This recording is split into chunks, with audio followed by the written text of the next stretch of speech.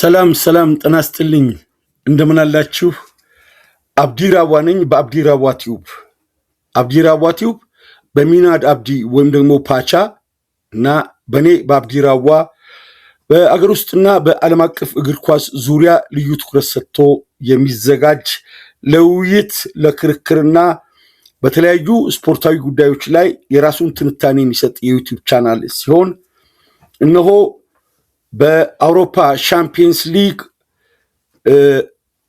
ሃንጋሪ ቡዳፔስት ፑሽካሽ ስቴዲየም የሚደረገውን የአውሮፓ ሻምፒየንስ ሊግ ፍጻሜ ጨዋታ በግል የኔን እይታ የኔን የታክቲክ ግምገማ እንዲሁም ደግሞ በጨዋታው መነሳት ያለባቸውን ጉዳዮች በጥልቀት ለማንሳት እነሆ ተሰይሜያለሁ አብዲራዋ ነኝ ፕሮግራማችንን ላይክ በማድረግ ከወደዳችሁ ደግሞ ለወዳጆቻችሁ ሼር በማድረግ አዲስ አድማጭና ይህን ፕሮግራም በአጋጣሚ የምትሰሙ ከሆነ ደግሞ ሰብስክራይብ በማድረግ የደወል ምልክቷን በመንካት የቻናላችን ቤተሰቦች እንድትሆኑ እንጠይቃለን። እንዲሁም በቴሌግራም ቻናላችን አብዲ ኤንድ ፓቻ ወይም ደግሞ ሚዲያ ግሩፕ አብዲራዋ በሚለው በመግባት የቻናላችን ቤተሰብ ትሆኑ ዘንድ ልባዊ ምስጋና ጥያቄያችንን እናቀርባለን። ተቀላቀሉን። ፕሮግራማችን ጥሩ እየተደመጠ ወደ አድማጮች ተደራሽ እየሆነ ያለ የዩቲዩብ ቻናል ነው። በውጭ ሀገር ያላችሁ ደግሞ ፕሮግራማችንን ለማጠንከር ፕሮግራማችንን ለማጎልበት እንዲረዳ በሱፐር ቻት በሱፐር ታንክስ እና በሱፐር ስቲከር ድጋፍ ታደርጉልን ዘንድ ዛሬም በድጋሚ እንጠይቃለን። አርሴናል ከፓሪስ ሴን ጀርሜን የሁለት ስፔናውያን የኳስ ባለሟሎች ፍጥጫ። ስፔን በዘንድሮ ዓመት በአውሮፓ ባሳየችው የአሰልጣኞች ማፍራት ብቃት ዓለም እየተደመመ ይገኛል። ወጣቱ የአርሴናል የቼልሲ የባርሴሎና የሞናኮ ፍሬ የሆነው ፋብሬጋዝ በኮሞ እየሰራ ያለውን ታሪክ እንደ ስፔናዊ ሆነን ስናይ አኩሪ ገድል እየጣለ ነው። ጁቬንቱስና ኤሲ ሚላንን ጥሎ ለአውሮፓ ሻምፒየንስ እየደረሰ አዲስ ብላቴና የዣቪ አሎንሶ ከሪያል ማድሪድ ከሌቨርኩዘን ዛሬ ወደ ቼልሲ መጥቶ በአውሮፓ ግዙፉን ሀብታሙን በባንክራፕሲ እንዳይመታ በተጫዋቾች ፊርማና ሽኝት ግራ የገባውን ቡድን በኃላፊነት ተረክቧል። እንዲሁም በአውሮፓ እግር ኳስ ውስጥ ንግስናውን ለአንዴና ለመጨረሻ ጊዜ ማንም በማይነቀንቀው ሁኔታ በባርሴሎና በባየር ሙኒክ እና በማንቸስተር ሲቲ ያሳየው ፔፕ ጋርዲዮላ ከ22 ዓመት በኋላ የአርሴናሎችን የዋንጫ ረሃብና የዋንጫ ጥም ያረካው ወጣቱ ሚካኤል አርቴታ የአውሮፓ ሻምፒየንስ ሊግን በአስገራሚ ሁኔታ ያገኘ ለሁለተኛ ጊዜም አዲስ ዝግጅት በአዲስ መንፈስ የመጣው ሉዊስ ኤንሪኬ እንዲሁም አርሴናልን ማንቸስተር ሲቲን በማሸነፍ ትላልቅ የእንግሊዝ ክለቦች አይን ያረፈበት የቦርማውዙ ራዮላ እነዚህን ስንቆጥር ስፔናውያን በአውሮፓ እግር ኳስ ውስጥ እየናኙ እየዋኙ እየነገሱ የመጡ ናቸው። ይህን በተጨባጭ የሚያሳየን የዛሬው ፍልሚያ በሁለቱ ስፔናውያን መካከል የሚደረግ መሆኑ ነው።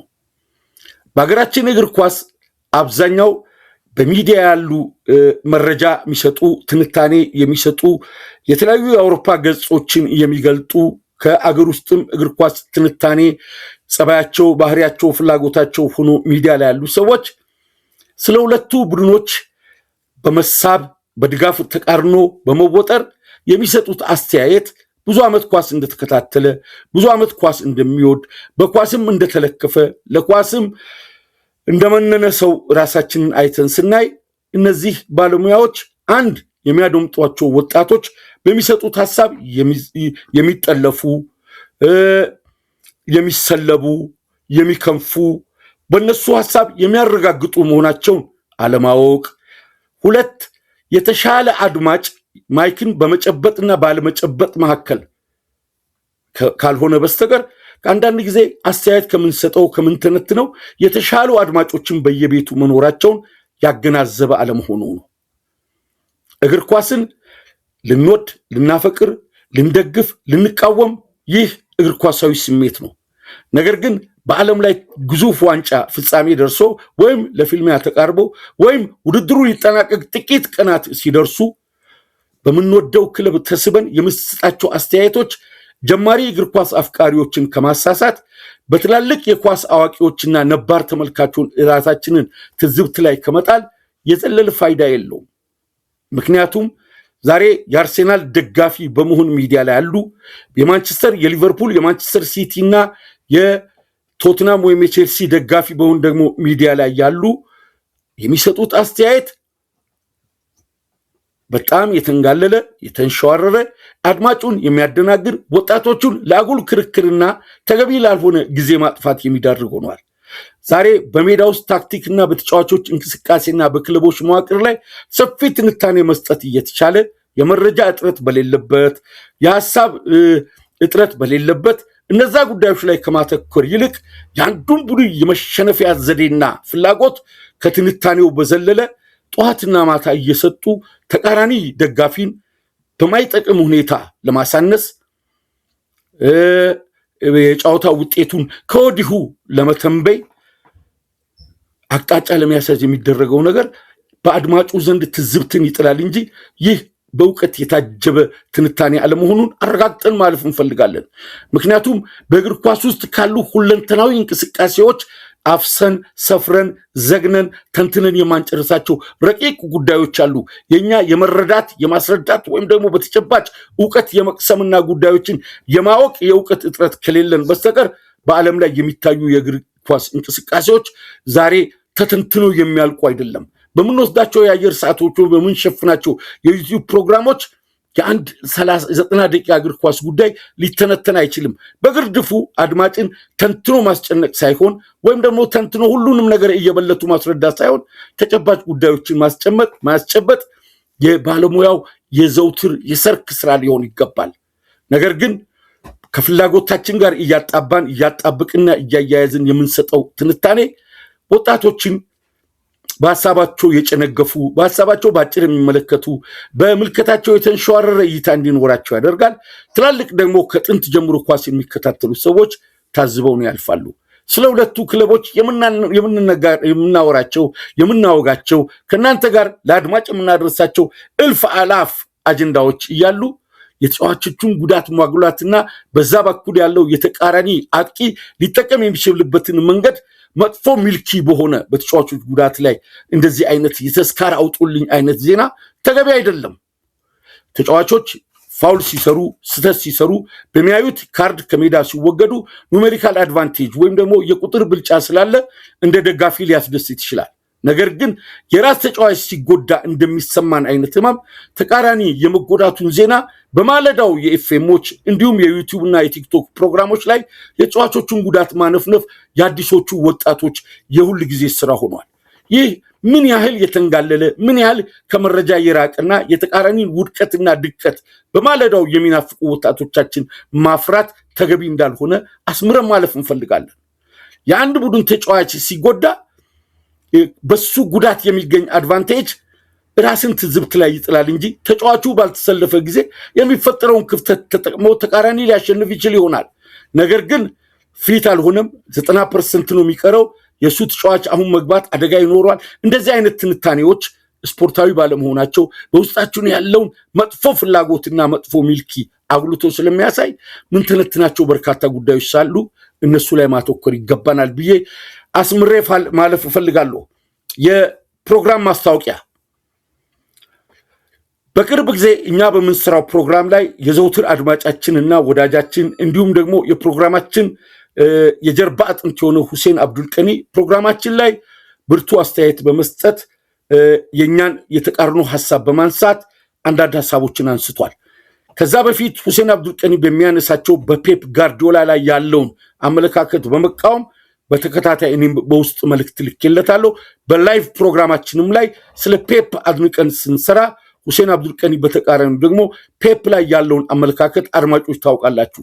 በዚህ ጉዳይ ላይ በጽሁፍም በድምጽም መልእክት ተለዋውጠን ፕሮግራም እንዲያዝለት ሁሴን ራሱ ጠይቆ በዚህ ጉዳይ ላይ አንድ ትልቅ የመወያያ ርዕስ በኤችዲ ስፖርት ወይም ደግሞ በአብዲራዋ ቲዩብ የላይቭ ፕሮግራም ውይይት እናደርጋለን።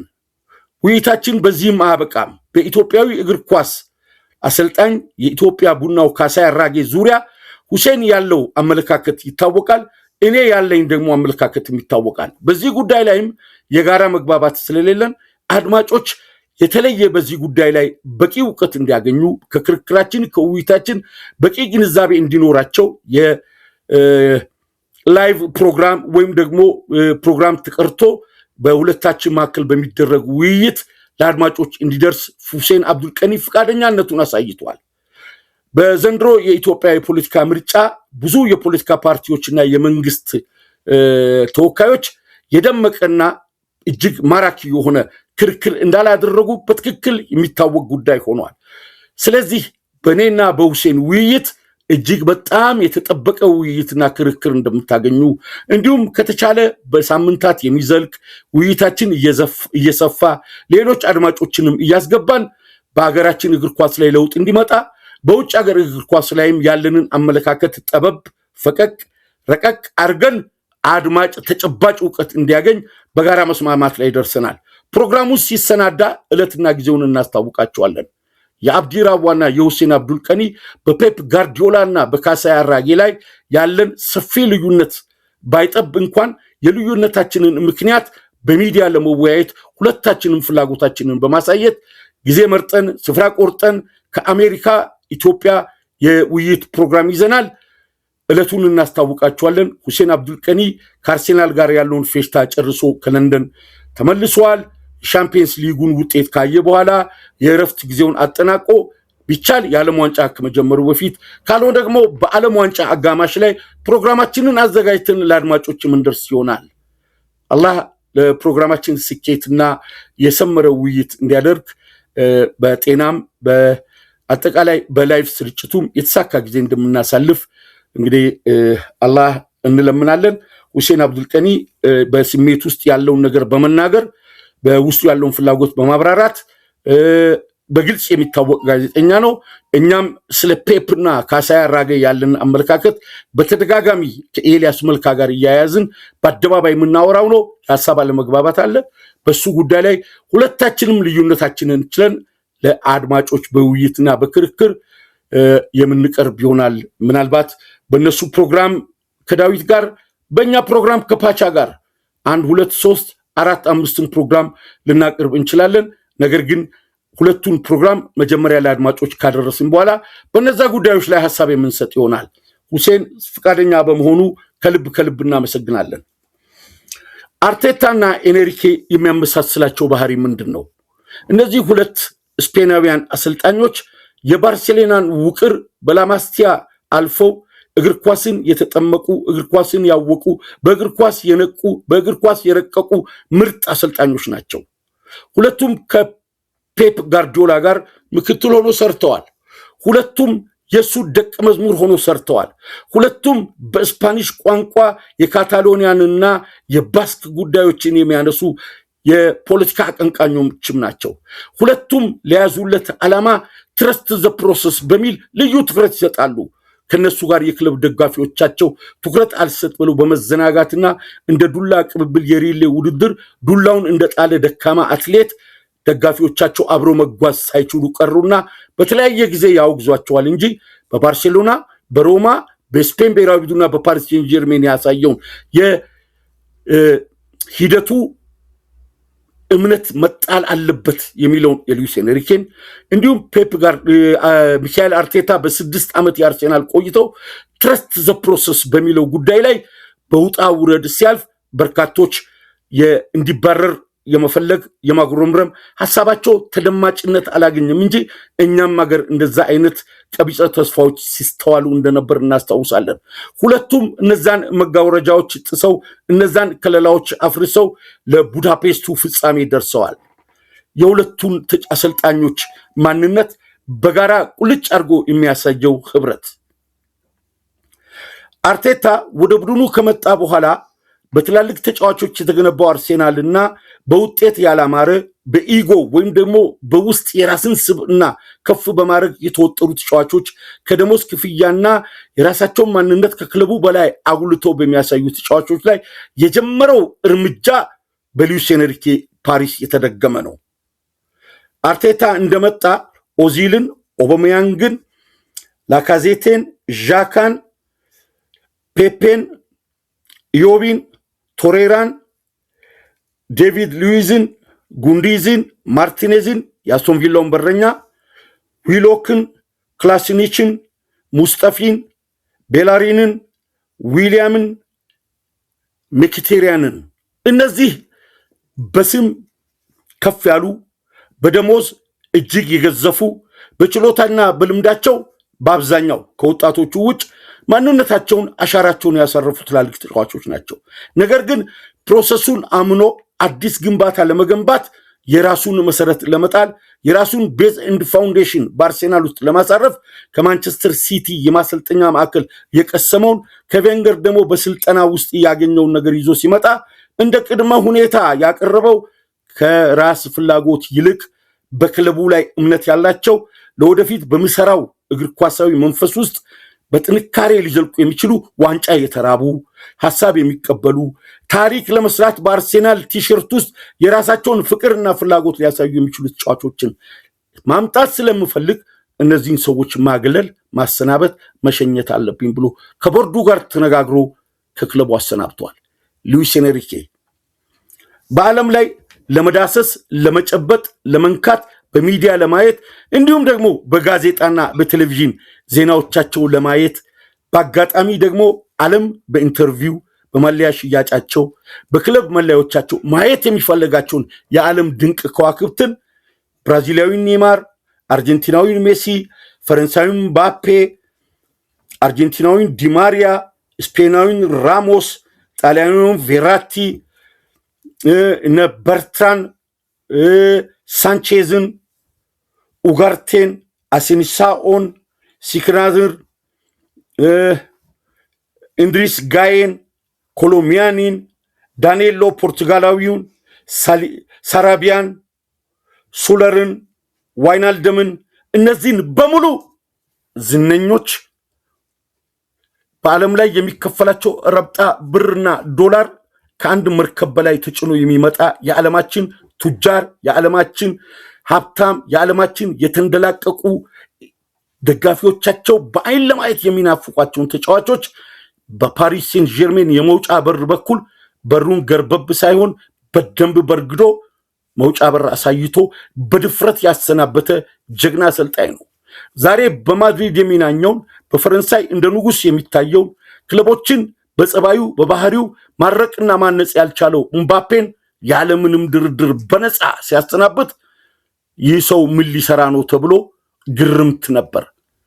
ለአሰልጣኞች ባለመታዘዝና ለቪዲዮ አናሊስቶች ፍቃደኛ ያልሆነው ኔይማርን የመውጫ በሩን አሳይቶ ወደ ሳውዲ አረቢያ ሸኝቶታል።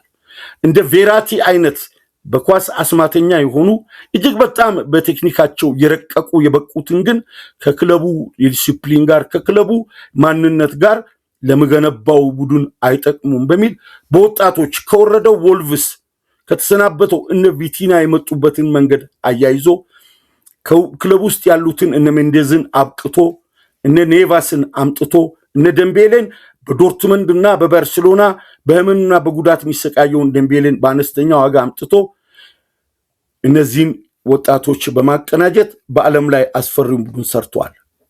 የሁለቱም አሰልጣኞች መርህ ትረስት ዘ ፕሮሰስ እንጂ የኢጎ ግጭት፣ የኢጎ ብጠትና በራስ ማንነት ክለቡን የሚያምሱትን አንዳች ክፍተት ሳይሰጡ በማሰናበት ሁለቱም ይታወቃሉ።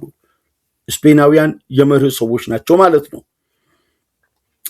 አርሴናል ከፓሪስ ሴን ጀርሜን የውይይት ትንታኔዎቻችን የምንጀምረው ቅድም ባነሳነው ጀማሪ ወጣቶችና ነባር በሳል አድማጮችን ሐሳባቸውን ሊያንሸዋርር የሚገባ ትንታኔ ከባለሙያዎች መሰጠቱን ማስቆም አለብን የሚለው ጉዳይ በርካታ የሚተነተኑ ጉዳዮች በተለይ ደግሞ ወጣት የሀገራችን አሰልጣኞችና በስልጠና ውስጥ ያሉ ባለሙያዎችም ፕሮግራሞችን ስለሚያደምጡ ምን ዕውቀት ይቀስማሉ፣ በእግር ኳስ ደግሞ ሌሊቱን ቁጭ ብለው ቀኑን ተመልክተው የሳምንቱን የእረፍት ቀን ከስራ መተው ጫወታ የሚያዩ ሰዎች ታክቲካሊ ምን መረዳት አለባቸው፣ በመዝናናት ውስጥ ምን ማግኘት አለባቸው የሚለው ምናወራቸው ተነግሮ ማያልቁ ጉዳዮች እያሉ በእንደዛ ጉዳዮች መጠመድ የለብንም የሚለውን ጉዳይ በተደጋጋሚ ማንሳት እንፈልጋለን። በሁለቱ ክለብ ተጫዋቾች የጉዳት ዜና ዙሪያ ልዩ ትኩረት ሰጥቶ ተመልካችን የተንሸዋወረ እይታ እንዲይዙ ማድረግ እጅግ በጣም አሳዛኝ ነው። የቲምበር መጎዳት በአርሴናል የሚያመጣውን ተጽዕኖ ልናውቅ እንችል ይሆናል። ነገር ግን በመንደር ውስጥ እንደሚበሻሸቅ ጎረምሳ በሚዲያ ሰዎቻችን የቲምበር አለመኖር ክራቨስቲሊያ የሚያገኘውን እድል በመተንተን ፓሪስ ሴን ጀርሜን ያሸንፋል ብለን የዛን ልጅ መሻል በበጎ አለመመኘት እግር ኳሳዊ አይደለም። በውስጣችን ያለን የምቀኝነት ሱስ ተመንዝሮ በእግር ኳስ ሜዳ ላይ ማይክ ይዘን በአደባባይ ስንወጣ ይሄ በማህበራዊ ህይወታችን ውስጥ የመደፋረሳችን ምንጭ እንጂ ከቶ ኬት የተቀዳ ነው ልንል እንችላለን። በተሟሉ ተጫዋቾች በሚፈልጓቸው ተጫዋቾች ሜዳ ገብቶ በሚታየው ትግልና ፍልሚያ በታክቲክ ጦርነት ተበላልጦ ሲሸናነፉ እንጂ በተጫዋች ጉዳት አንድ ቡድን ዋንጫ እንዲያጣ መመኘት በአድማጭ ዘንድ ትዝብትን ይጥላል ብለን ማለፍ አለብን። እንግዲህ የሁለቱን ስለ ፕሮሰስ አውርተናል። ዋናው ምናነሳ በርካታ ጉዳዮች አሉን። ከዚህ በኋላ በጥንቃቄ ስለ ሁለቱ ቡድኖች ታክቲክ፣ ስለ ሁለቱ ቡድኖች በዛሬው ዕለት የሚደረጉ አንዳንድ ጉዳዮችን ነው የምናነሳው። ሁለቱ ክለቦች የቀኝ ክንፍ ተከላካዮች በጉዳት ችግር ውስጥ ነው ያሉት። ሐኪሚ ለተወሰኑ ቀናት፣ ቲምበር ለ2 ወራት ከሜዳ ርቀዋል። ሁለቱም ግን በጋዜጣዊ መግለጫው ኦዲጋርድና ሳካ አርቴታ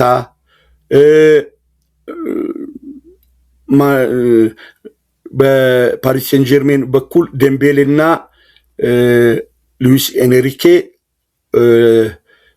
ማርኪኒየስ በሰጡት መግለጫ በሁለቱም በኩል ሁሉም ተጫዋቾች በሙሉ ጤንነት ላይ እንደሚገኙና በዛሬው ዕለት እንደሚሰለፉ ገልጸዋል።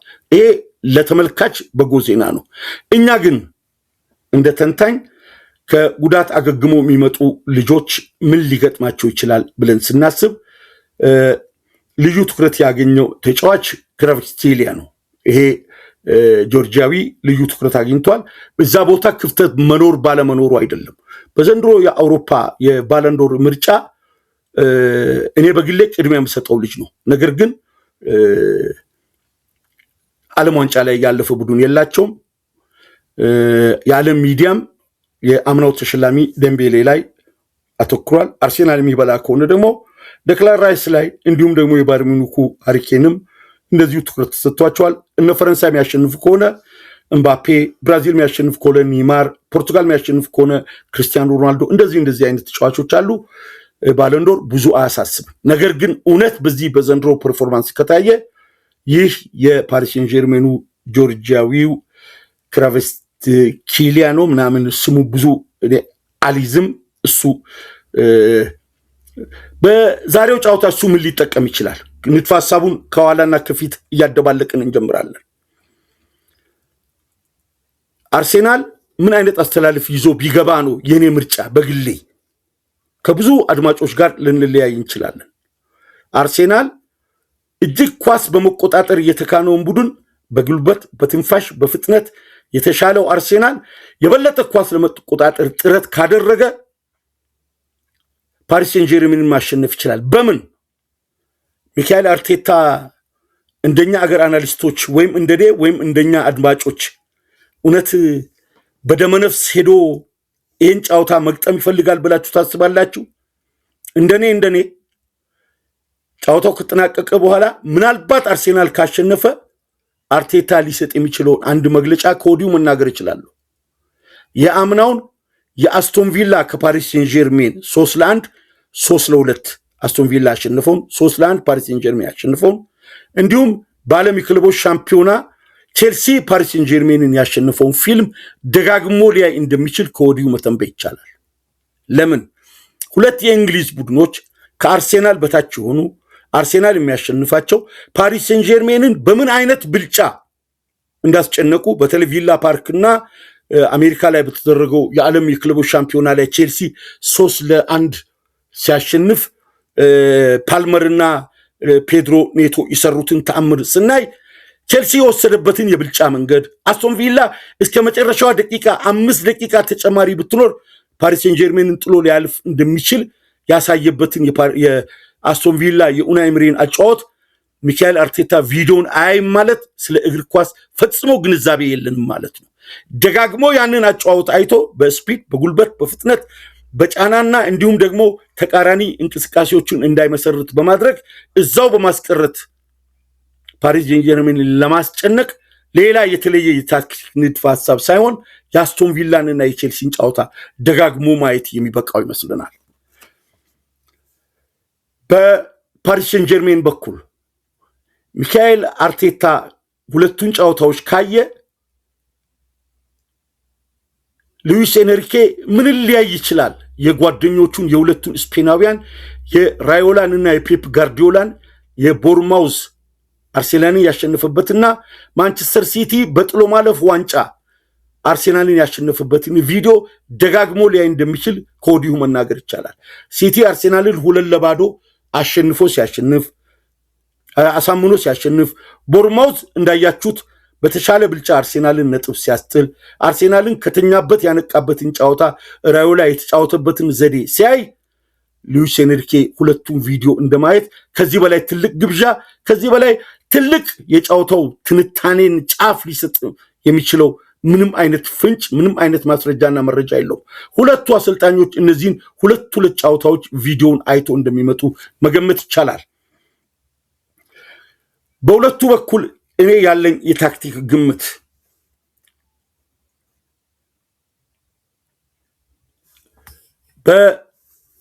በአርሴናል በኩል ሊሆን የሚችለው 90% ማስኩዌራ፣ ሳሊባ፣ ጋብሪኤልና ካለፊዮሪ ከኋላ አድርጎ ነው ሊገባ የሚችለው። መሃል ላይ ካርቴታ ሐሳብ ስንነሳ ስኬሊ፣ ራይስ፣ ኦዲጋርድ ወይም ኢዜ ከሁለት አንዱ እንዲሁም ከፊት ለፊት ሳካ፣ ሃቨርት፣ ትሮሳርድ ሊሆኑ ይችላሉ። እንደኔ አመለካከት ይህ ከ20 ዓመት በኋላ አርሴናል የደረሰው ፍጻሜ ጨዋታ ነው። በ2006 ከባርሴሎና ጋር ደርሶ 2-1 መሸነፉ ይታወሳል።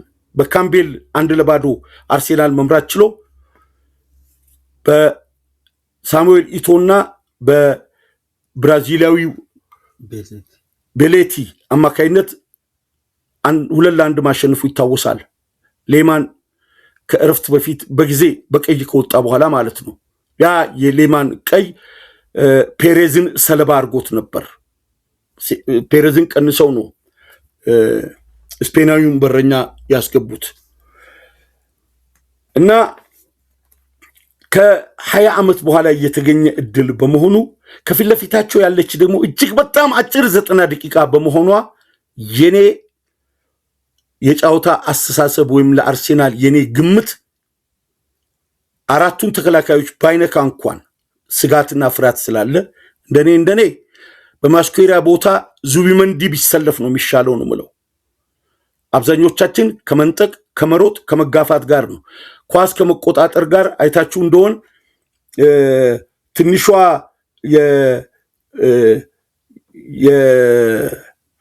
የፓሪስ ሴን ጀርሜን ወጣት ዘይኤርሚ ከባየር ሙኒክ ጋር የመልሱን ጨዋታ ዲያዝን የባየር ሙኒኩን ዲያዝ ከሊቨርፑል ሄደው እንዴት አሟምቶት እንዳስቀራ አይታችኋል።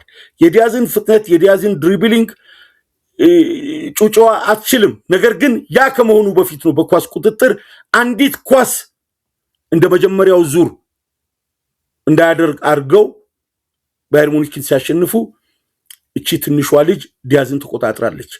አሁን በኳስ ዕውቀት ዙቢመንዲ ቀኝ ላይ ቢሆን ሳካ ብዙ ወደ ኋላ መመለስ አያስፈልገውም።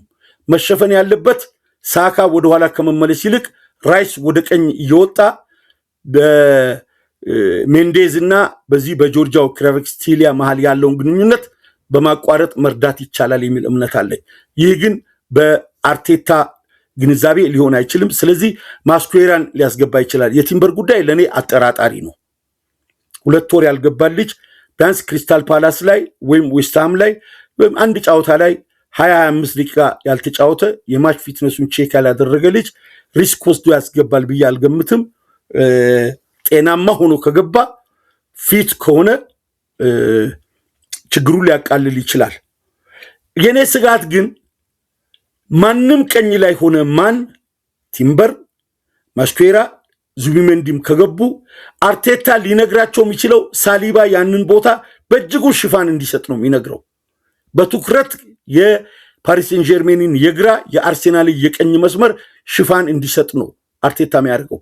በዚህ ወቅት የሳሊባ ወደ ቀኝ መሳብ ለደምቤሌ ወይም ደግሞ ለትንሿ ልጅ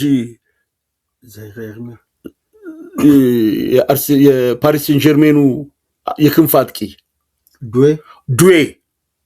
ዱዌ ተለጣፊ ኳሶችን በጋብሪኤልና ሳሊባ መሃል ሊያገኝ ይችላል። ሳሊባ ወደ ቀኝ በእጅጉ ሊሳብ ስለሚችል፣ ምክንያቱም የቀኝ ጉዳት የቀኝ ክንፍ መሳሳት ያ ሜንታሊቲ ሳሊባን ሽፋን እንዲሰጥ ሊያስገድድ ይችላል ታክቲካሊ።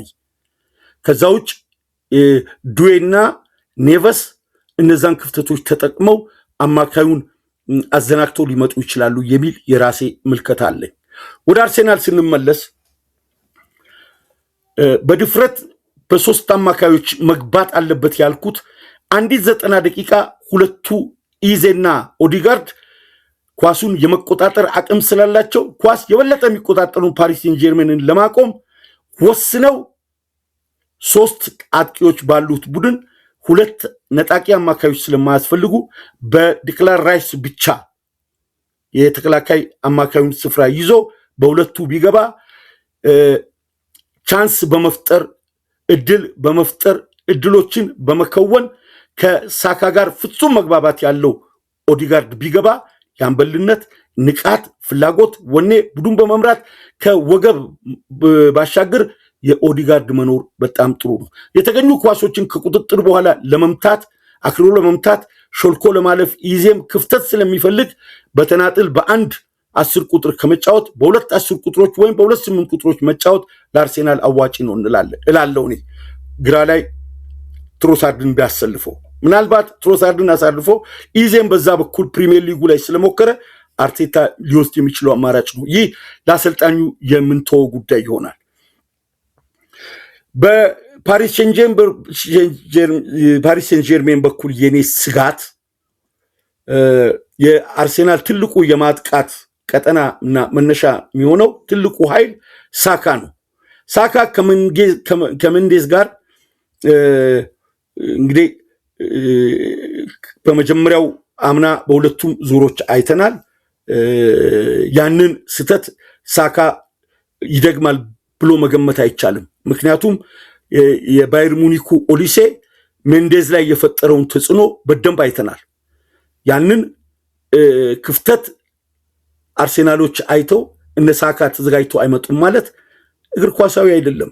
ስለዚህ ሜንዴዝ እንደ ልቡ ወደፊት እንዳይመጣ የሳካ እዛ ቦታ ላይ ያለው ጠንከር ያለ ለ90 ደቂቃዎች ጥርሱን የነከሰ በድሪብሊንግ በማለፍ በፌክ በመስራት ከመቼውም ጊዜ የበለጠ ተጋድሎ ካደረገ፣ ምክንያቱም የኔ ምርጫ ሃቨርት ስለሆነ አብሮ ደብል ፓስ የመጫወት አብሮ እነዚህ አንድ ሁለት የመጫወት ወደኋላ ወርዶ ቪቲኒያን የማስጨነቅ አቅም ስላለው ሃቨርት የኔ ምርጫ ሃቨርት ነው። ነገር ግን ዩኬሬሽን ካስገባ የዩኬሬሽ ትልቁ ሚና ማርኪኔዝ እና ፓኮ ኳስ እንዳይጀምሩ ማድረግ ይችላል ከበረኛው ጀምሮ። ነገር ግን ወደኋላ ተመልሶ ቪቲኒያን ለመቆጣጠር የኳስ የክህሎት ችግር ስላለበት በቀላሉ ሊቀነስ ይችላል። ነገር ግን ሃቨርትን በዛ አይነት መልክ መቀነስ አይቻልም። ለአርሴናል የኔ ምርጫ ሃቨርት ነው። የግል አስተያየት ነው። ሌላው የምናነሳው ጉዳይ ስጋት ነው። የኔ ስጋት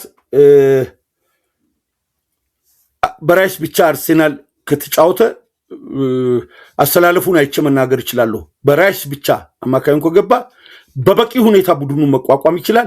በተሻለ ሁኔታ የማሸነፍ እድሉን አድቫንቴጁን ይወስዳል ብዬ ገምታለሁ።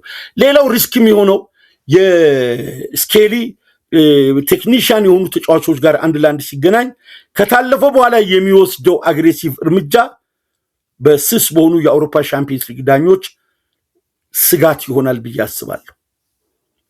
በዛ በኩል የሜንዴዝ አግሬሲቭ መሆንም ግምት ውስጥ ገብቶ ማለት ነው። በፓሪስ ሴን ጀርሜን በኩል ምህረት የሌለ አግሬሲቭ ተጫዋች ሜንዴዝ ነው።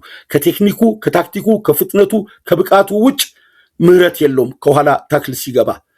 ስኬሊ ደግሞ ቴክኒሻኖች ካለፉት በኋላ ሮጦ ከማስጣል ይልቅ የሚያሳያቸው እግር የመጥለፍ፣ እጅ መሳብ፣ ትከሻ የመጎተት ባህሪ ያለው እሱ እንደ ስጋት የሚቀመጥ ነው በኔ በኩል። ሌላው አርሴናል እነዚህን አማካዮች ይዞ ይግባ የምለውን ያህል በፓሪስ ሴን ጀርሜን በኩል ደግሞ አራቱን ከኋላ ያሉትን ጠቅሰናል። ሜንዴዝ፣ ፓኮ፣ ማርኪኔዝ እና ሐኪሚ ካልሆነ ደግሞ ትንሿ ልጅ ዜር ኤርሚ ነው። ለኔ ሐኪሚ ሳይገባ ዜር ኤርሚ ቢገባ ክሮሱ የተመጣጠነ አይሁን እንጂ በኳስ ቁጥጥር ትንሿ ልጅ ዜር ኤርሚ ለኔ እጅግ ውጤታማ ሆና አግኝቻታለሁ። ነገር ግን ምናልባት ሉዊስ ኤንሪኬ ጫውታውን የበለጠ በልጦ እንደሌላው ጊዜ ተሽሎ በፍጥነት፣ በጉልበት፣ በታክቲክ፣ በቴክኒክ የተሻለ ለመሆን ፋቢያን ሩይዝን አሳርፎ እቺ ትንሿ ልጅ ዜር ኤርሚን መሃል ላይ ሊያደርግ ይችላል። መሃል ላይ ቪቲኒያ፣ ኔቨስ፣ ዜር ኤርሚ ፋቢያን ሩይዝን ቢያሳርፈው ይሻላል። ባለፉት ጫውታዎች አንድ ከባየር ሙኒክ ጋር ባዶ ስፔስ ላይ ለክራቪስኬሊ ላይ የጣላትን ኳስ ስናይና ታክቲካሊ ዲሲፕሊንድ መሆኑን እንጂ የበፊቱ ፐርፎርማንስ ፋቢያን ሩይዝ አለው ብዬ አልገምትም። ስለዚህ ሁለቱ ጩጬዎች በፓሪስ ሴን ጀርሜን በኩል የለውጥ ቀንዲል ሊሆኑ ይችላሉ ነው ምለው። ዴምቤሌ፣ ክራቪስኬሊያ እና ዱዌ የፊቱን መስመር ሊመሩ ይችላሉ። እንግዲህ የኔ አጭር ግምት እሱ ነው። ሌላ የምናነሳው ነገር አምና እንግዲህ ሁለት የእንግሊዝ ክለቦች ያደረጉትን ነገር አይቶ ነው የሚመጣው ብለናል። ያሳዩትን ብልጫ ፓሪስ ሴን ጀርሜን የተበለጠበትን መንገድ አርቴታ ተመልክቶ ኤንሪኬም የቦርማውዝን የሲቲን ጫውታ በአግባቡ ተመልክቶ ከራሱ ቅኝት ጋር አዳብሮ ወደ ቡዳፔስት ፑሽካሽ ስቴዲየም ያቀናል ብለን እንገምታለን። የሁለቱ ቡድኖች ጠንካራና ደካማ ጎን አብዲራዋ እንዴት ነው ያያቸው? ለኔ ፓሪስ ሴን ጀርሜን በረኛው፣ ተከላካዮቹ ከአውሮፓ ሻምፒዮንስ ሊግ ከተሳተፉ ቡድኖች ከአብዛኛዎቹ ስስ የሆነ የሚታለፍ የሚደረመስ እንዲሁም ደግሞ የሚገረሰስ ሆኖ አግኝቸዋለሁ። ከፓሪስ ሴን ጀርሜን ጋር በ9 ግብ ልዩነት የነበረውን ጫውታ ስናይ የተከላካዮቹ ክፍተትና የበረኛው ከኤሪያ ውጭ የሚመቱ ኳሶች ላይ ያለው ንቃት ለኔ የፓሪስ ሴን ጀርሜን ስስ ብልት ደካማ ጎን ነው ብዬ አፌን ሞልቼ መናገር ይችላሉ። በተጨማሪ በሴት ፒስ ከማርኪኔዝ በላይ አሁን ፓኮ የቁመቱን ያህል አይደለም። ማርኪኔዝ በጣም ረጅም ሳይሆን በታይሚንግ ኳሶችን ያርቃል። ሴት ፒስ ላይ ግን ቅጣትም ኮርናም ከተገኘ እኔ የማልወደው የኳስ እንቅስቃሴ ነው። ነገር ግን በህግ ስላልተደነገገ ስላልተከለከለ አርሴናሎች በእጅጉ ይህንን አድቫንቴጅ ሊወስዱ ይችላሉ። የፓሪስ ሴን ጀርሜን ተከላካይ ከቆሙ ኳሶች ጀምሮ በተረጋጋ ሁኔታ አርሴናሎች የሚመጡ ከሆነ የሚታለፍ ግብ የሚቆጠርበት ቡድን በመሆኑ ትልቁ የስስ ብልት የፓሪስ ሴን ጀርሜን የተከላካይ ክፍል ነው። የፒኤስጂ አማካይ በኳስ ቁጥጥር ክህሎት እንግዲህ በዓለም ላይ ከባርሴሎናው ባላነሰ ሁኔታ ነው ኳስ የሚቆጣጠሩት። ይሄ ቪቲና የሚባለው ልጅ ከኢኒየስታና ዣቪ ከነ ቡስኬት በተሻለ ሁኔታ ኳስ ቁጥጥርን ያሳየን ታምረኛ ፖርቹጋላዊ ነው። በዓለም ዋንጫም ይህን ልጅ ጠብቁት። ፖርቱጋል ከነ ብሩኖ ከነ ሲልቫ ከነ ሮናልዶ ከነ ኔቶ ከነዚህ ጋር ተጣምራ ምን አይነት ቡድን ልትሰራ እንደምትችል በሱ የጀርባ አጥንት ላይ ጡቦቹ ተጥሎ የሚገነባ ቡድን ነው። ቪቲኒያ እና ኔቨስ እና ትንሿ ልጅ ዜር ኤርሚ መሃሉን የሚመሩ ጠንካራ በመሆናቸው ከተከላካዩ የተሻለ አማካይ አለው እንላለን። በአርሴናል በኩል እንግዲህ ይህንን ስንናገር በኳስ ቁጥጥር ብዙም ክህሎት የሌላቸው ተጫዋቾች ናቸው። በተለይ ስኬሊም ራይስም ምናልባት ዙቢመንዲ ከገባ ነው። ዙቢመንዲ ካልገባ ግን በኳስ ክህሎት ፐርሰናሊ በግል የኳስ የረቀቀ ኳስ በመጫወት ራይስም ሉዊስ ስኬሊም ደካሞች ናቸው። በመንጠቅ ብዙ ቦታ በማካለል የአንድ ለአንድ ግንኙነት ሁለቱ የተሻሉ ናቸው። ነገር ግን በረቀቀ የኳስ ቅብብልና በሰንጣቂ ፖዚሽን ኳሶች ብዙም የሚባልላቸው አይደለም። በሊጉና በሻምፒየንስ ሊጉ ጠንካራ በረኛና ተከላካይ ክፍል ያዘው ደግሞ አርሴናል ነው። በተቃራኒው ከፓሪስ ሴንጀርሜን ደካማ በረኛና ጠንካራ ተከላካይ በተቃራኒ የአርሴናል በረኛና የአርሴናል ተከላካይ በሊጉም በሻምፒየንስ ሊጉም አነስተኛ ግብ የተቆጠረበት እንደ አለት የገነገነ እንደ ተራራ የጠነከረ እጅግ በጣም ብርቱ የተከላካይ ክፍል ያለው ይሄ የሁለቱም ቡድኖች ባላንስ አንድ የሚነግረን ነገር አለ። ወደ አርሴናል የሚሄዱ ኳሶች እንዳይቆጠሩ የሚደረግበትን ሬት ስናወጣ ተከላካዮቹ ጠንካራ፣ በረኛው ብቁ። ወደ ፓሪስ ሴንጀርሜን የሚሄዱ ኳሶችን ስናይ ተከላካዮቹ እንደ አምናው ንቁ ያልሆኑ የተዳከሙ፣ በረኛው ደግሞ የበለጠ ደካማ። ይሄ አንድ የሚነግረን ነገር አለ። ለሁለቱ ግን የሚደርሱ ለአጥቂዎቻቸው የሚደርሱ ኳሶች መጠናቸው ብዙ እንዲሆን የአማካይ ስፍራው ጥንካሬና ደካማ በፐርሰንት ሲለይ የፓሪስ ሴንጀርሜኖቹ የኳስ ቁጥጥር ይበልጣል። አርሴናሎቹ በፕሬሲንግ ወይም ጫና በመፍጠር የፓሪስ ሴንጀርሜኖችን ተከላካይና አማካይ ምቾት የሚነሱ ከሆነ የፓሪስ ሴንጀርሜን አጥቂዎች መና ሆኖ ሊውሉ ይችላሉ። ያ ግን በተሰናዳ ሁኔታና በሚፈልጉት መንገድ ከመሃል ሜዳ ኳሱ ከተሻገረ የፓሪስ ሴንጀርሜን ተከላካዮች የአርሴናልን አጥቂ የመቋቋም ብቃት አላቸው ብለን መገመት እንችላለን። ሶስቱ አጥቂዎች በዘመናችን ዓለም ላይ ምርጦቹ አጥቂዎች ናቸው። የማይደክሙ ቦታቸው በአንድ ቦታ ተቋጥሮ ማይቀመጥ በተለያየ ደቂቃዎች ሶስቱን ፖዚሽናቸውን የሚቀያይሩ በተለያየ ክንፍ ውስጥ ሲመጣ ወደ ዳር ወጥተውና ወደ መሃል ገብቶ የሚጠብቁበት ኳስ ሳያዩ ከጀርባ ካለው ሰው ጋር የመቀባበል ብቃትና ንቃት ያላቸው ሶስት ወጣቶች በመሆናቸው ለአርሴናል ብርቱ ተከላካይ ብርቱ ፈተና ሊሆኑ ይችላሉ። እዚህ ጋር የመመጣጠን ነገር አለ። በሚሰሩ ስህተቶችና በግል ብቃት የሚወሰን ይሆናል ብለን ከወዲሁ መገመትና መተንበይ እንችላለን። እንግዲህ አርሴናል በበቂ ሁኔታ የሚመለስ የአጥቂ ክፍል አላቸው። ብዙ ጊዜ እንደምናየው ኮምፓክት ሆኖ ለመከላከል ትሮሳርድ ወደኋላ እስከ ካሊፊዮሪ የመመለስ ሳካም ከኋላ እስከ ሞስኬራም ቲምበርም ድረስ ተመልሶ የመጫወት አቅም አላቸው። ዩክሬሽም ይሁን ሃቨርት ተመልሶ በመጫወት ብቃት አላቸው። ፈርስት ቦል በመጭረፍና የመጀመሪያውን ኳስ ኮንትሮል አድርጎ የተቃራኒ ተከላካይን በመከለል ኳሊቲያቸው ነው የምናነጻጽረው። ኳሱን ተረጋግቶ በመጫወትና ሜዳ በማንበብ ሃቨርት ይበልጣል። በሻምፒየንስ ሊግ ፍጻሜ ቼልሲ ማንቸስተር ሲቲን 1-0 ሲያሸንፍ አስደናቂ ግብ በማስቆጠር በሻምፒየንስ ሊግ የበላይነት የራሱን ስነልቦና የገነባ ተጫዋች በመሆኑ ሃቨርት በኔ በኩል በተደጋጋሚ አሁንም ቅድሚያ የምሰጠው ይሆናል ማለት ነው። ወቅታዊ ሁኔታዎች በክለቡ ታሪክ ለመጀመሪያ ጊዜ ለሁለትዮሽ ዋንጫ በብቃት በንቃት በፍላጎት የተዘጋጀ ስብስብ ውጤት የተራበ ዋንጫ የተጠማ በዓለም ላይ ትልቅ ድባብ የፈጠረ ቡድን ነው አርሴናል። በዓለም እግር ኳስ ታሪክ አርሴናል ከተመሰረተ ጀምሮ የሊጉ ዋንጫ ወስዶ በትልቅ ግዙፍ ፍጻሜ ለሁለተኛ ጊዜ ሲደርስ ዋንጫው ካነሳ ደግሞ በክለቡ ታሪክ የመጀመሪያውን አሻራ የሚጽፍበት ጨዋታ ነው። ከ90 ደቂቃ በኋላ አርሴናል የዓለማችን በአርሴናል ታሪክ በአርሴናል መለያ በአርሴናል እግር ኳስ ክለብ ምስረታ ውስጥ ታሪክ የሚጽፉ ወጣቶች ቡዳፔስት ተሰይመዋል። ይሄን ታሪክ ስናይ በሁለትዮሽ ዋንጫ የመጀመሪያቸው ነው። ፕሪሚየር ሊጉን ከብዙ ዓመት በኋላ አግኝተዋል። ከ20 ዓመት በኋላ ፍጻሜ ደርሰዋል። በምድር ክለቡ ከተመሰረተ ጀምሮ ደግሞ የሻምፒየንስ ሊግን ዋንጫ ማግኘት የሚፈልግ አሰልጣኝና ይህን ክብር ሜዳሊያ ማጥለቅ የሚፈልጉ ተጫዋቾች ቡዳፔስት ተሰይመዋል።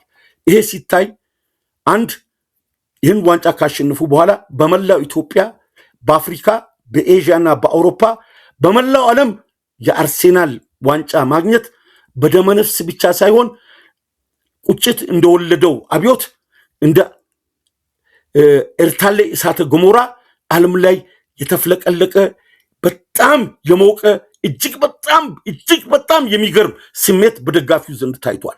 ያንን ወደ ኢነርጂ ቋጥረን ከደጋፊዎቹ ሞራል ተነስተን ተጫዋቾቹን እንደ ትጥቅ እንደ ስንቅ ማስታጠቅ ተችሎ ከሆነ ይሄ ድጋፍና ይሄ ስሜት ወደ ውጤት የሚቀየር ከሆነ ትልቅ ዳይናሚክ ሊፈጥር ይችላል።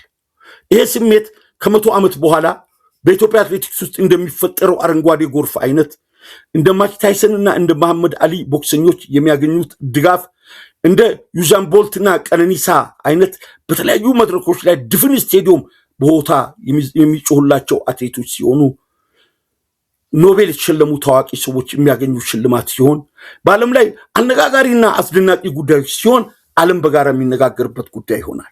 የአርሴናል ድጋፍ ግን በእግር ኳስ ዓለም ካየነው በመላው ዓለም በዚህ ሁኔታ ገንፍሎ የወጣ ደጋፊ በኳስ ህይወት ባሳለፍኩበት እድሜ በጋራ መግባባት በመላው ዓለም በዚህ መልክ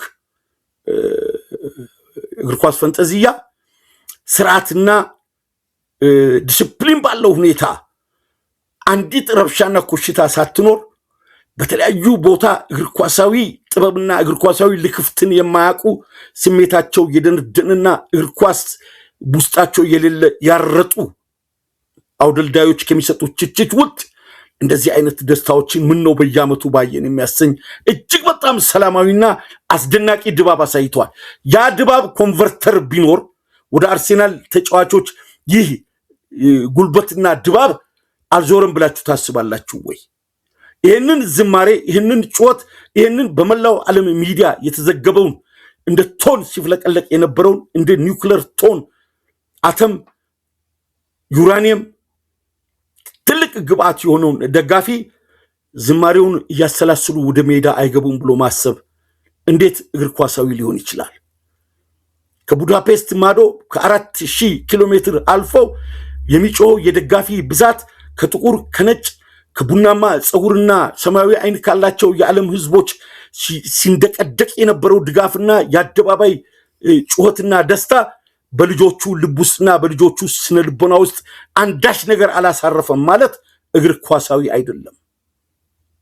የወለፈንዲ በጫወታ ከተበለጡ አንድ ግብ ከተቆጠረ ያ ሁሉ ዓለም አቀፍ ቶን ቀስትና ስለቱ በተቃራኒው መቁረጡ አይቀርም። ያንን ተቋቁመው የአርቴታ ልጆች 25 ደቂቃውን ከገፉ 35 ደቂቃውን ካጠቁ ቡድናቸው ግብ ካስቆጠረ ሊገረሰስ የማይችል የማይሰለች ከትኩረቱ የማይለቀቅ ተከላካይ አለና ዋንጫውን ወደ አርሴናል ቢሄድ የዓለም ህዝብ ሊቃወም አይችልም። ኢቭን ኤንሪኬ በሁለተኛነት ዋንጫውን ለመድገምና ባክ ቱ ባክ የሻምፒየንስ ሊግን በማስገኘት ለራሱ ለፓሪስ ሴን ጀርሜንና ለክለቡ በብዙ ሀብት ድካምና ልፋት ለጠገኑት ባለቤቶቹ የምስራች እንዲሆን እንጂ የሱ ታሪክ አስገራሚ የወርቅ ጽሑፍ ተጽፎ በሻምፒየንስ ሊግ ታሪክ ላይ ሰፍሯል። ትላልቅ ግንዲላ የዓለማችን ከዋክብቶችን በመገንደስ በጥቃቅንና ህፃናት እንዲሁም ደግሞ ሮጦ ባልጠገቡ ታክቲክን በሚቀስሙ በብላክቦርድ ላይ እንደ ጥቁር ብላክቦርድ የሱን ዕውቀት በቀሰሙ ልጆች ዓለምን አፍ አስከፍቶ ዋንጫ አግኝቶ ለሁለተኛ ጊዜ ካገኘ ሰየው። ከተሸነፈም ተጫዋቾቹን ጨብጦ ተቃራኒን አበረታቶ ሊወጣ ይችላል። በሞራል ረገድ በብልጠት ኳስን ተቆጣጥሮ የማሸነፍ ክህሎትና ብቃት ስላለው ስጋታችን የሉዊስ ኤንሪኬ አጫዋወት በፊዚክስ ያልተቀመረ በማትስ ሂሳብ ያልተሰላ አዲስ ግኝት ያለው ጥበብ በመሆኑ ለአርሴናሎቹ እንደ ትልቅ አቶሚክ ቦምብ ስጋት አለ። ከድጋፍ ጋር በተያያዘ ግን የአርሴናሎቹን ድጋፍና የተጫዋቾቹን ፍላጎት ስናስተውል ዋንጫው ወደ ኤምሬትስ ቢመጣ ዓለም ሊገረም አይችልም። ዓለም ሊገረም የሚችለው ያ ሁሉ ፈንጠዚያና ደስታ በሉዊስ ኤንሪኬ ቀመር እንዴት ሊፈታ ቻለ የሚለው ይሆናል፣ ካልተሳካ ማለት ነው። ለማጠቃለያ እንግዲህ የሉዊስ ኤንሪኬ ልጆች በሚገባ የተብላሉ ናቸው። የ1982-86 የብራዚል ብሔራዊ ቡድን የነበረውን እንዲሁም በፔፕ ጋርዲዮላ የነበረውን የባርሴሎናን ቡድን ስናይ ሳይታዩ የመቀባበልን በነ ዚዳን ጊዜ የነበረው የፈረንሳይ ወይም ደግሞ የስፔን የሪያል ማድሪድ ቡድን አልፎ አልፎ የሚገነቡ ዓለም አቀፍ ዝናን ያተረፉ ክለቦች ሳይታዩ የሚቀባበሉትን ያህል የመብላላት እንትናቸው ተንጠፍጥፎ አልቆ ወደ አዲስ የረቀቀ ቀመር ለመፍጠር ሁሉ የሚደረደር ቡድን ሆኗል ፓሪስ ሴን ጀርሜን።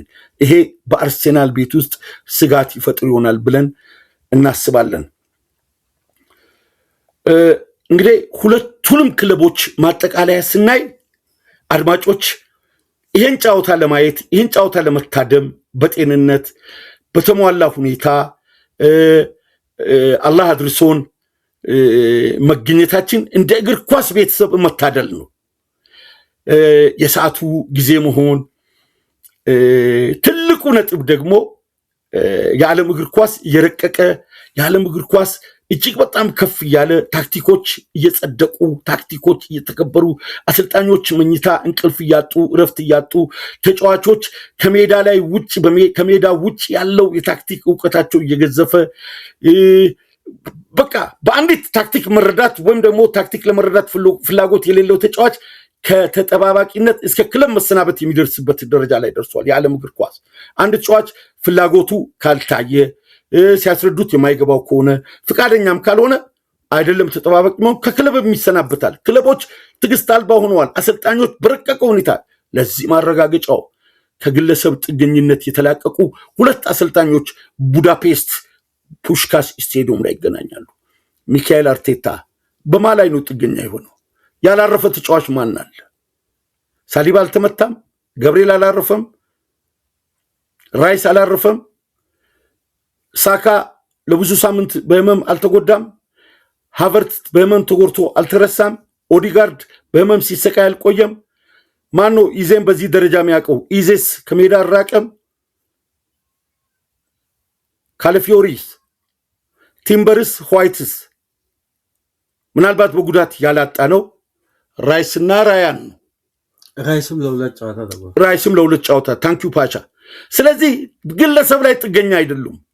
አምና አርሴናል ፓሪስ ሴን ጀርሜን ሲጫወት አስተውላችሁ እንደሆነ ደምቤሌ እኮ ከተጠባባቂ ነው የተነሳው።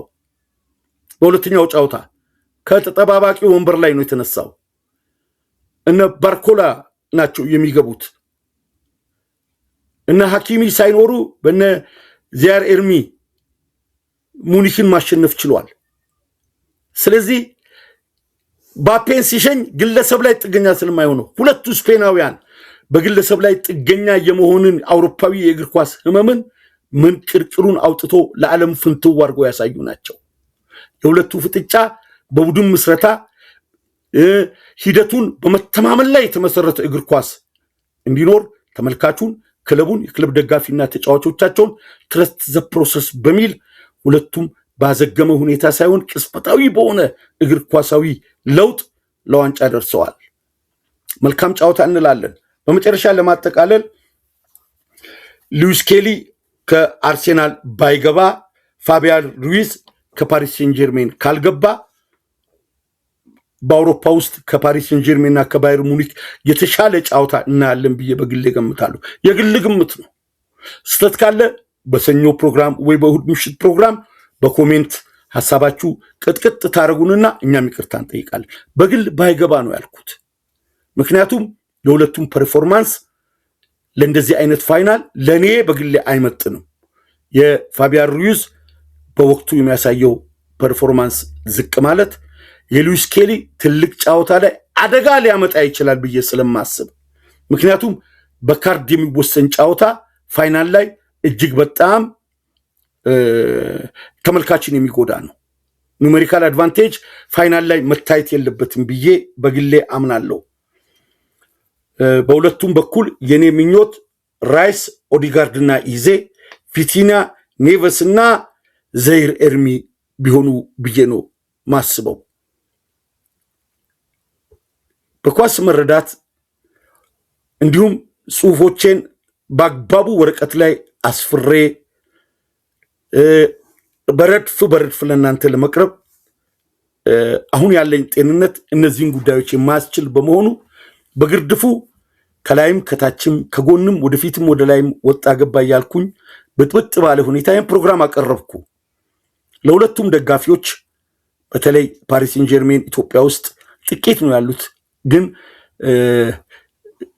ጤናማ እግር ኳስንና በታክቲክ የተነደፈ እንደ ሉዊስ ኤንሪኬን አይነት ለዓለም የሰላም ኖቤል ሽልማት እኔ የማጨው በእግር ኳስ ውስጥ ከካፒታል ከገንዘብ አቅም ከገንዘብ ዝውውር በላይ ሐሳብ ሊሰርጽ ሐሳብን ሊያሰርጹ ሐሳብን ሊቀበሉ ጥበብን ሊቀስሙ የሚችሉ ወጣቶችን ባንድ በማነጽ እግር ኳሳዊ ክህሎት ያላቸው ልጆች በዓለም አቀፍ መድረክ ማብቃት ይቻላልና ከሉዊስ ኤንሪኬ በላይ አሰልጣኝ ኬት ይመጣል ብዬ አፌ ሞልቼ እናገራለሁ። በ6 ዓመት ውስጥ እንቅልፍ አባ ሌሊቶችን አሳልፎ በክለቡ የቀድሞ ተጫዋቾች ሲብቀለጠል የነበረ ከተቃራኒ አፍ ላይ የፕሪሚየር ሊጉን ዋንጫ አንስቶ ለሁለተኛው ትልቅ ዋንጫ አርሴን ቬንገር እንኳን ማስቻል ያልቻሉትን ለማስገኘት እየተጋ እየጣረ የሚገኘው ወጣቱ አርቴታ ከተጠባባቂ ወንበር ላይ ከምክትል አሰልጣኝነት ተነስቶ ዛሬ ለዚህ መድረክ በመብቃቱ አርቴታን አለማድነቅ እንዴት ይቻላል ብላችሁ ታስባላችሁ? በሁለት እጃችን ለሁለቱ አሰልጣኞች እኩል ያጨበጨብን ጫውታውን እንታደማለን። ለሁላችሁም መልካም ዕድል እንመኛለን። በተቃርኖ የምንሰጣቸው ደካማ አስተያየቶች ራሳችንን ትዝብት ላይ ይጥላሉ። ከዚህ ከተሰናዳው ትልቅ የእግር ኳስ ቡፌ ትልቅ የእግር ኳስ ግብዣ ትልቅ ከእግር ኳስ መሰናዶ ላይ የያቅማችንን እየተቋደስን በእግር ኳስ ሐሴት ውስጥ ልንዋኝ ልንናኝ ይገባል። በእግር ኳስ ውስጥ ያለው እጅግ በጣም አደገኛ የፍቅር መንፈስ ያልገባችሁ ሰዎች እባካችሁ ድጋፍ ተቃውሞን የደጋፊዎችን ደስታና ዝማሬ ለኛ ተውልን። መንግስት ካልተጨነቀ ነዋሪዎች ካልተቸገሩ ወጣቶቻችን ወጥተው ደስታቸውን ሲገልጹ ማየት እንዴት ሊመራችሁ እንዴት ሊጎመዝዛችሁ ይችላል? በኑሮ ውድነት በነዳጅ ውድነት በጸጥታ ማጣት በምስራቅ አፍሪካ ትርምስ በሆርሙዝ መዘጋት በተለያዩ ጉዳዮች ስቃይና መከራ ውስጥ ያለ ማህበረሰብ በሚወደው ክለብ በአመት አንድ ቀን ቢደሰት እንዴት ይህን እንነፍገዋለን? ደስታችንን በመጠጦቻችን በመለኪያዎቻችን በከብት ሻኛዎች ስር ደብቀን እንዲሁም በውድ አልባሳትና በውድ ተሽከርካሪዎች መሽገን ደስታን እዛ አካባቢ ፈልገን ከልጃገረዶች ጋር በሚደረግ ዝሙት ከገንዘብ ጋር በተዘዋወረ ዝውውር በሙስና ያደፈን ማንነት ይዘን ከሚመጣ ደስታ በዓለም አቀፍ ደረጃ በእግር ኳስ በተሳሰረን ክለብ ውስጥ በሚገኝ ድል በአደባባይ ወተን ብንጨፍር ከቶ እንዴት ልንወነጀል እንችላለን? አንዳንድ ጊዜ እርቃናቸውን በዲች ዳር በወንዝ ዳር የሚዞሩ ነጮች አሉ። ተራራን በብረት እየቧጠጡ የሚወጡ ከወደቁም ተፈትፍቶ the game is over የሚሉ ፈረንጆች ባሉበት በአዞና በዘንዶ መካከል የራሳቸውን ጀብዱ ለመፍጠር በጥልቅ ውቅያኖስ ውስጥ የሚዋኙ ከሻርክ ጋር የሚታገሉ የተለያዩ ባህሪያት ያላቸው የመዝናኛ ሰዎች እንኳን ያስደስተናል ብለው በነፃነት ተፈቅዶላቸዋል። የክለቦቻችንን መለያ ለብሰን በአደባባይ ወተን እንዳቅማችን ርችት ተኩሰን ከበሮ ደልቀን አንዱ ካንዱ ጋር ተቃቅፈን ወደ ቤታችን ብንመለስ ማን ሊቆረቆሮ ማን ሊቧጥጠው ማንስ ምቾት ሊያጣ ይችላልና እባካችሁ ምቾት አትንሱ። ጠንካራዎቹ የዛሬ ሳምንት መላውን ዓለም ያናጋችሁ የአርሴናል ደጋፊዎች ከሀገራችንም ችግር ተቀርፎ የሀገራችንም እግር ኳስ የሀገራችንም ፖለቲካ የሀገራችንም ህብረ ብሔራዊ አንድነት በዚህ መልክ አንድ ሆነን ከተቃዋሚዎች ጋር ከሚጋጩ ወገኖቻችን ጋር ከጎረቤት አገሮቻችን ጋር አንድ ላይ ሆነን በዛ መልክ በሰላም የምንቦርቅ ህዝቦች አላህ ያድርገን። ከማንነት ጋር በተጣባል ልዩነት በየአካባቢው በትላልቅ የቀድሞ ፖለቲከኞች በተዘራብን አደገኛ ነገር እየተቋሰልን እየተጋደልን እየተዳማን ነገ የማንተካውን ሰውን እያጠፋን ደስታ ከራቀን ቆይተናል። መተውን ያህል ጠንካራ ነገር በቁርአንም በመጽሐፍ ቅዱስ የተጻፈ ነገር የለምና በእርቅ ወርዶ ይህ የአርሴናል ደጋፊዎች ያሳዩትን አይነት አገራዊ ደስታ ኢትዮጵያ ውስጥ የምናይበት ጊዜ አመራሮቻችን በተለይ የፖለቲካ ሹማምንቶችን ልባቸውን ክፍት ደጃቸውን ክፍት አምሮአችሁንም ክፍት አድርገው ለወገኖቻችን ጥሪ በማድረግ አገር በአንድ ላይ የምንዘምርበትን ቀን እኔ ናፍቃለሁ። በተጓደለ ጤንነት በረፈደ እድሜ ይሄን ማየት የሁላችንም ኢትዮጵያውያን ምኞት ነው። ምን ነው መሪዎቻችን፣ ምን ነው የፖለቲካ ፓርቲዎቻችን፣ ምን ነው ትላልቅ አይኮኖቻችን የአርሴናል ክለብ አይነት ድጋፍ፣ የአርሴናል ክለብ አይነት ደስታ ለህዝባችሁ ማምጣት፣ ለህዝባችሁ መስጠት ምን ነው ተሳናችሁ? አርሴናል ባስቆጠረው ግብና ድል ወንድሞቻችን በመላው ዓለም ደስታቸውን ሲገልጹ፣ ኢትዮጵያውያን በባዶ ሆዳቸው አደባባይ ወጥተው በርችትና በእርድ ደስታቸውን ሲገልጹ፣ በሀገራዊ አንድነት ለሳምንታት የምንቦርቅበት ለዘመናት ለልጆቻችን የኢትዮጵያን አለት እንደ አለት የጠነከረ አንድነትን ለማውረስ ምን ነው ደስታ ነፈጋችሁ? በእናንተ ዘመን እርቅ ኖሮ በእናንተ ዘመን ሁሉም ነገር ተጠናቆ ምን አለች ሀገር በደስታ ርችትና በደስታ እርድ በደስታ ጮት ተቃቅፈን ያለ ብሔር ያለ ሃይማኖት ያለ ጾታ ልዩነት የምንዘምርበትን ጊዜ ለምን አታመጡልንም? በአርሴናል የተደለቀው ከበረው በኢትዮጵያ አንድነትና በኢትዮጵያ እድገት የምናይበትን ጊዜ ለምን አትሰጡንም?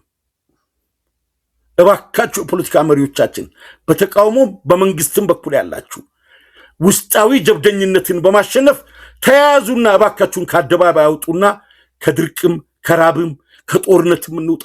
ልጆቻችንም ይማሩ፣ ገበሬዎቻችንም ይዝሩ፣ ኢንዱስትሪዎቻችንም ይጎልብቱ። በራብ የምንጠራበትን ጊዜ አልቆ ዛሬ በምንገላቸው የሰዎች ቁጥር በምንሰዋቸው ወጣቶቻችን ቁጥር መበሻሸቅ ይዘናል። በምድር ላይ ፈጣሪ ምድርን ከፈጠረ ጀምሮ በግድያ የሚፎካከር ማህበረሰብ ያየሁት እኔ አምናና ካቻምና ነው።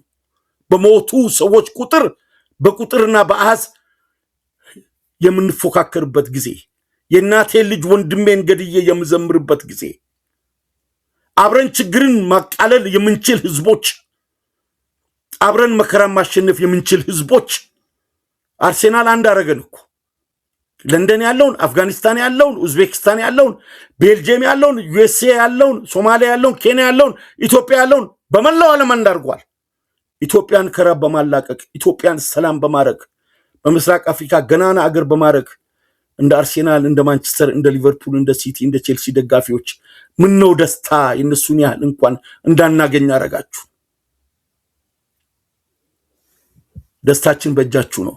የአርሴናል የፓሪስ ሴንት-ዠርሜን ደጋፊዎች ስለ ሁለቱ ክለቦች እግር ኳስ እያያችሁ ስለ አገራችን አንድነት፣ ስለ አገራችን እርቅና ሰላም፣ ስለ አገራችን የወደፊት ዕጣ ፈንታም በጥሩ መንፈስና በጥሩ ልባዊ ጽናት ዱዓ እንድታደርጉ እንድጸልዩ፣ መሪዎቻችንም ልቦቻችሁ በተቃውሞም በመሪ ፓርቲም ያላችሁ እንዲገራ፣ ለሀገራችሁ ስትሉ ብልጡኑ፣ ለሀገራችሁ ሲሉ ተሸነፉ፣ ለሀገራችሁ ስትሉ ትከሻችሁን አስፉና በውይይት መድረክ ከምርጫው በኋላ አገራችንን አለምልሙ። አንድ ኩባያ ውሃ ለ10 ይበቃናል ከተፋቀርን። ከተደፋረስን ትላልቅ ኮንቴነር ውሃዎች ለሁለት ሰው አይበቃም። ይንበራጨቃል፣ ይደፈርሳል፣ ይጨቀያል፣ ይፈሳል። እባካችሁ ሰላማችንን አምጡ፣ ልማታችንን አምጡ። እንደ አርሴናል ደጋፊዎች በርችት አደባባይ የምንወጣበት ጊዜ ቅርብ እንዲሆን አድርጉልን። እሱን እንኳን ሳናይ አንሙት። አብዲ ራዋ ነኝ በአብዲ ራዋ ቲዩብ ከቡዳፔስት ፑሽካሽ ስቴዲየም። ለመላው እግር ኳስ አፍቃሪያን መልካም የእግር ኳስ ምሽት እንዲሆን እመኛለሁ። ሰላም ቆዩ። እወዳችኋለሁ። ፕሮግራማችንን ላይክ፣ ሰብስክራይብ አድርጉ፣ ኮሜንት ስጡን። በውጭ ሀገር ያላችሁ ከተመቻችሁ ደግሞ በሱፐር ቻት በሱፐር ስቲከር እና በሱፐር ታንክስ ድጋፍ አድርጉልን። የፓቻ አባት አብዲ ራዋ ነኝ በአብዲ ራዋ ቲዩብ። ሰላም ቆዩ።